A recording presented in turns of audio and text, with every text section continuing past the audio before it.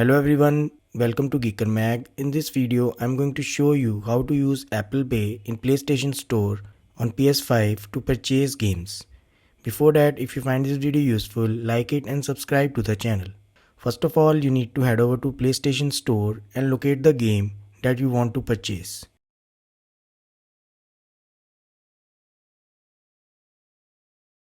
For example, this is the game. Select the price button on the game, and if game offer different editions or version, then you need to select the version you want to purchase and you will see this dialog box. Or it only have one version, you will see this dialog directly.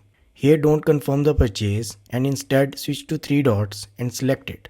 In the menu, select add payment method. Now you will see possible payment methods supported in your region. Select Apple Pay from the list.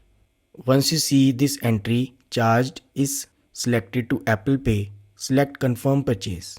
This will bring the Apple QR code that you need to scan using your iPhone. This will generate the link, tap on it and this will automatically open the Apple Pay on your device with the amount that you need to pay.